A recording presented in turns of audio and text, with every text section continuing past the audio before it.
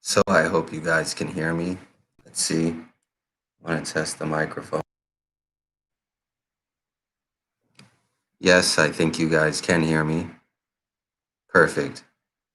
Perfect. So we're live. We're rolling. I hope life is treating you well. Life is pretty good from this side. The blessings are abundant for certain. Let's get into the topic of the day, which is about me, the American living in Israel in 2020. And just kidding. This isn't all about me. It's about you guys and how I might be able to add value for you if you're considering to move to Israel.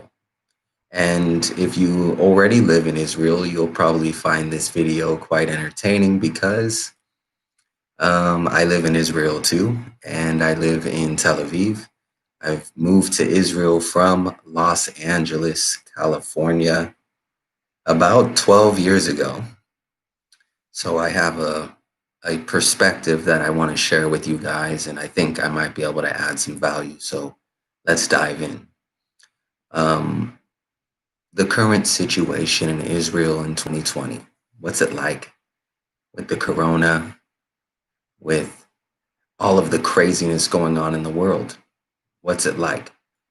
Um, well, I'll tell you, it's a crazy time to live in Israel, and it's a crazy time to live on the planet Earth.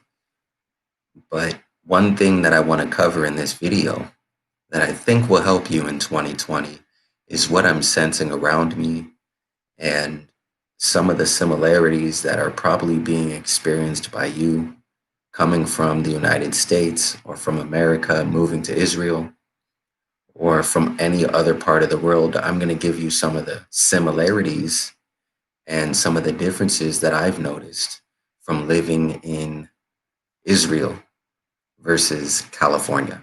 And so let's get into it. Um, the first thing I want to talk about is a similarity. A similarity that I think exists is the weather. The weather is extremely similar here in Tel Aviv. It's very nice and warm outside, and I guarantee you it's probably the same exact weather in Los Angeles. So the weather is very similar. And the beaches, yeah, the beaches, can't forget those. There's beaches all around Tel Aviv. And there's certainly beaches in Los Angeles. And so these are some of the similarities as far as, yeah, it's great to be able to go to the beach and experience what things are like there. It's very nice to be able to have very, very good weather. Pretty much it's sunny all year round in Israel. And it's the same in Los Angeles from my experience, with a little bit of rain here and there. Um, that's a similarity if you're planning on moving from California or from the West Coast. What's a difference? A difference. A difference, I think, that exists between living in California versus living in Israel is the amount of pressure in the atmosphere. I think California is a fairly laid back place. I almost said laid black. Look at that one. Although ethnicity is a big deal right now in the States. I don't know. Maybe it's always a big deal here in Israel as well. But back to the point about the difference between the pressure and the environment. I would say that one of the differences in the pressure in the environment is, yeah, California is laid back and Israel and the Middle East is a bit more pressurized. The pressure exists in the Middle East for a reason, right? You guys know that the Middle East is a realm of ancient conflict. And because of that, I think that the energy and the atmosphere in general is a bit more uh, stress filled and a bit more pressurized. Sure, that makes sense to you.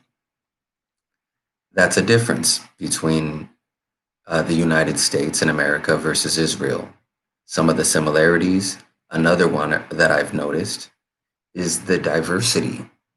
I would say that Tel Aviv is a pretty diverse place, depending on which part of Tel Aviv you're in. Um, the south part of Tel Aviv has a lot of Asian people and African people living there. Also, Indian people who are also Asian as well, but they're from a different part of it, Asia.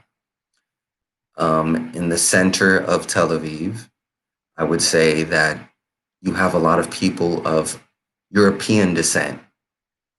In the northern parts, probably the same, and in the eastern parts of Israel, I think you'll find probably a bit more people of, Middle Eastern descent.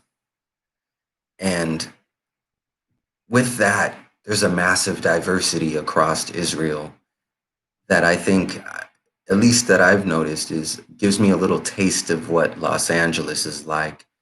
If you've ever heard of Los Angeles, you know how incredibly diverse it is. Los Angeles, California, in the United States of America, right? You know how diverse it is. So that's the similarity is, yeah, you can walk around Tel Aviv and see a lot of different people from a lot of different places. I think that's really cool. Another similarity, if we're talking about the diversity, right, would be the similarities between the hipsters in California and the hipsters in Tel Aviv. There's a lot of hipsters, a lot of little hippies in California as well as in Tel Aviv, and I think that's super cool. I think that's interesting, and I think it's funny. So I thought I would share that with you. If you go to either place, you're going to see a lot of hipsters and a lot of hippie like characters. Something else that is different. Back to the differences between the two, between Los Angeles, between the United States, between America and Israel. Another one of the differences, obviously, is war. Although America is constantly at war, the war doesn't take place in America, does it? So if you're an American, you don't necessarily feel some of the impact that a war happening surround you can have on an environment, on the people, on every bit of day-to-day life. And in Israel, you guys know, there's war quite often. There's little skirmishes with some of the neighbors, and that's a massive difference because it adds to an element of every aspect of the life.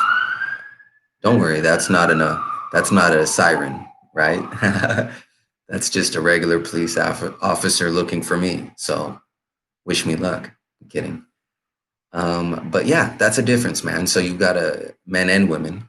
So you've got to be ready to deal with that is if you're planning on moving to Israel, the energy of living in a semi-permanent war zone, right?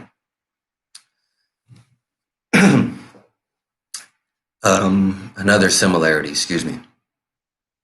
Another similarity would be the fact that overall, all human beings are the same. And so it doesn't matter where you live in the world, everybody is the same. We all have the same 25 or so emotions to deal out of. We all feel pain and pleasure. So basically, if you move to Israel from another part of the world, if you visit Israel from another part of the world, although some of the mannerisms and the environment will be different, some of the way that people operate in groups will be different.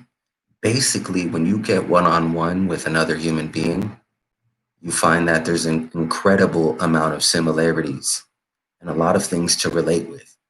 And so that's a similarity I certainly have noticed.